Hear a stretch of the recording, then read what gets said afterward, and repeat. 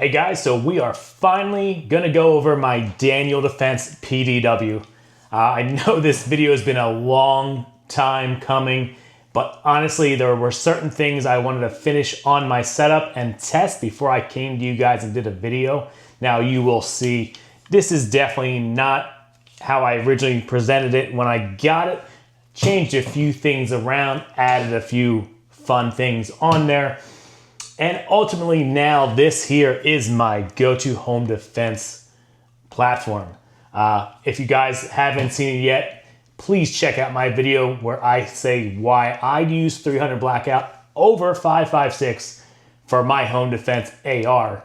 I think there's a lot of good points in there and you will understand why I built this the way I did. So today's video, I really want to talk about the long-term review of this. I've had this gun for 3 years now. And like I said, there's different things I've added and changed. And we will talk about what I first got it for and how it ultimately became what it is today. And that will kind of let you know a little bit about the setup. We'll go in detail, showing you exactly what I have on here and why I have it that way. But let's start with what everyone loves and hates, the Daniel Defense furniture. Now, this rubberized grip is something people complain about or they love it. So for me, we're gonna address that first. Obviously, it does not have it matching on the stock like the other ARs do, but this here is just metal, so it works. So the things that make this what it is 300 Blackout, it's a 7-inch barrel. Like I said, has the stock mil-spec trigger and Daniel Defense furniture, the rubberized grip. This is the Maximum Defense stock. It does collapse to a nice little platform. And if you took the can off, it is a really nice compact package. Now, not so small that it fits in a lot of bags, because honestly, when I first got this gun, the thought was it was gonna be home defense slash a truck gun. So kind of a emergency shit hits the fan, grab your gun and go kind of setup. Hence why I have a 3X on here. I know a lot of people are gonna cringe. They're like, why do you have a 3X on a home defense gun? Honestly, because I bought it set up this way, and when it collapses, it still works. So why take it off? And yes, I do use this for some longer range distances, so that 3X does come in handy. So let's talk about, get it back to that nice long thing. Let's talk about what I love and don't love. Well, I guess we'll talk about the don't love later. What I love about this, recoil's perfectly manageable. Accuracy's very, very good. I've gotten this out to 200 yards and it has been quite satisfying, especially shooting subsonic rounds 200 yards. That is a feat in itself because those heavy boys like to drop.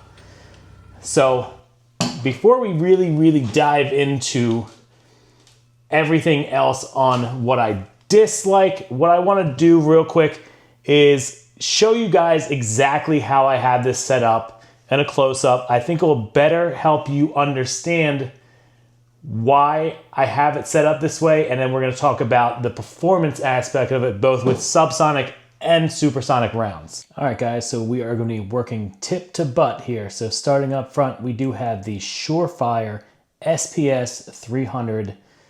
That is probably the most quiet can you can get for 300 Blackout. At least it was when I purchased this a couple years ago.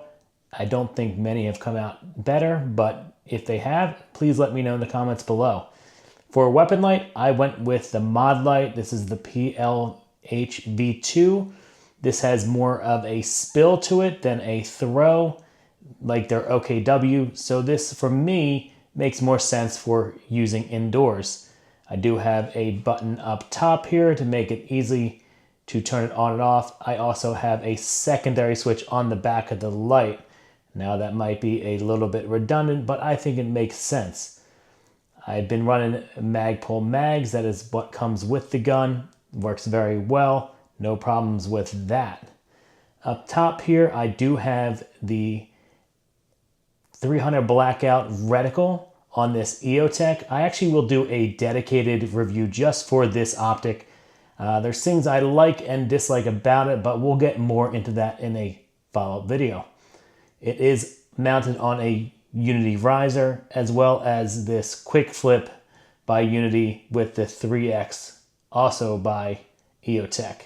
And in the back, because this is an SBR, this is the Maxim Defense stock. It does collapse. That's in its most furthest point. That's what's comfortable for me. As far as the furniture on the gun, everything else is stock.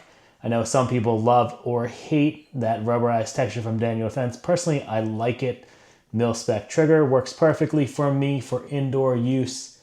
And yeah, that about sums it up as far as how I have this set up. It's been a long journey getting it to what this is, but I like it so far. It works out very well, especially for home defense. So there you guys can see exactly what I got on here. Honestly, I really think if you're gonna set up a home defense weapon, a light is critical. Now, I have this forward because for me, I shoot wrong-handed with rifles. I don't know why, because I am right-handed. I shoot pistol right-handed, but rifles naturally come wrong-handed. Now, this being a home defense weapon, it's something I also have my wife trained on, so everything has to be ambidextrous. So that is why this is forward out here, as opposed to where on my Rattler it would be down lower and more compact. Also, because I keep this can on all the time, I want that light further forward. Honestly, if I could get one that was a little bit longer, I probably would go that route, because when you have a light lower against a can, you're gonna get a shadow to that one side. So this works for me, but if I were to redo it again, I think that's something I would change on it. I love having this little pressure pad right here. It makes great for that grip. Gets the thumb placement perfect, but again, also have that backup button right here. God forbid ever need it. So this reticle here, I do have it raised. It is much more comfortable aiming on a shorter platform as opposed to when I had it originally mounted to the rail. I do have that on my Rattler, nice and tight, closer, shorter package. But for this, because this does not really leave the house anymore, a nice high riser works for me. So let's talk about distances, because obviously when people think 300 Blackout, they don't typically think longer range, but I will say this one achieves what I needed to from 0 to 200. I would like to take it out further to 200, just need to find a range that I can do that at. My range right now has 2 different bays. They have one that is 100 yards and then 200 yards. And I will say this setup worked perfectly for that. Do I ever think I would need to use it in that? Probably not. But it is always good to know, to just know your gun, know how it works, know its pros and cons. And again, I keep hinting at the cons because there's going to be a few things that I need to let you guys know about this specific setup. Should you run something like this, you just need to know that it's there. But we're getting there. And the 3X is amazing for that longer range. I'm going to put some B-roll in here because I want you guys to see just how far 200 yards is. And subsonics on 200 yards is definitely challenging, I will say. But yeah, so let's get to the cons, because I know what people are going to hear. And honestly, there's no cons with the gun itself. The gun runs great. Obviously, there's things I changed. I added the suppressor, and that is where I don't know if I should really say con, as much as I should say things to be aware of. Now, prior to adding this suppressor, I could take this to range and I could run it and run it and run it and have no problem. Now, if you guys know about suppressors, there's no free lunch. I went with the Surefire SPS 300 because that is, or was at the time, the quietest can you can get for subsonics.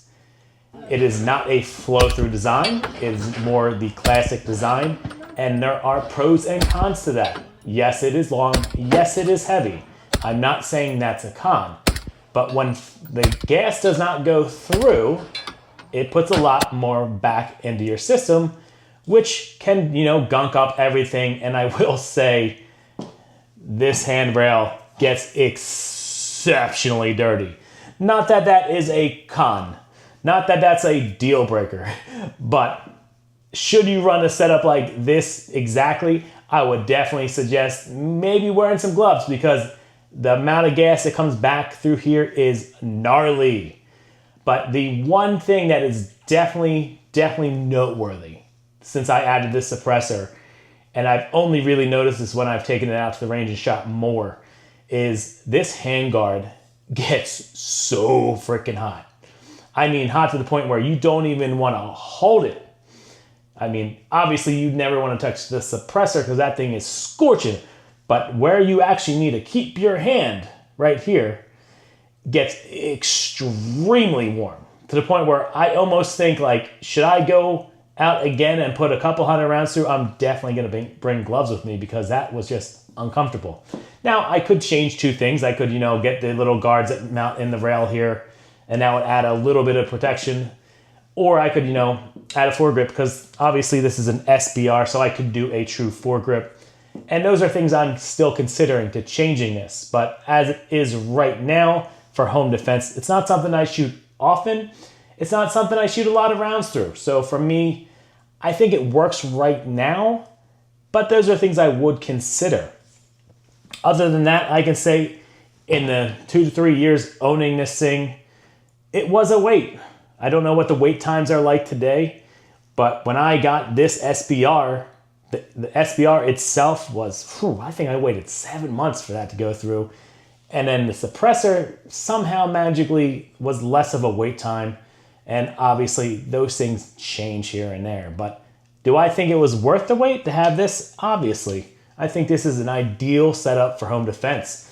There's really nothing about this setup that I don't like, except for obviously mentioning that how hot it gets. But that would really only be in a situation where I'm at the range for an extended period of time. That's not something I need to worry about should I be at home. The pro of this is this thing is stupid quiet. I mean, that can does its job, no questions asked. It is so ridiculously quiet. Like, to the point where you don't even need ear pro to shoot this. Obviously, at a public range, you still need ear pro because people around you are shooting things that are not suppressed and not ear safe. But if I had my own personal range on my own land, which hopefully one day happens, I could take this out shooting without ear pro, which would be really fun. But yeah, that is everything I got for you guys. Covered the setup, covered the reliability, the accuracy is great. I really have no qualms with this gun. I love products from Daniel Defense. I'm strongly debating getting one of theirs in 308. Not that I need a 308, but I just want to do a build in 308 just because I can. So let me know, guys. Is there something more specific you want to know about this gun, this setup? Is there something you would change about this? Do you have something similar? Drop it in the comments below. Let's talk about it. And thank you for tuning in. I got more coming. And as always, peace.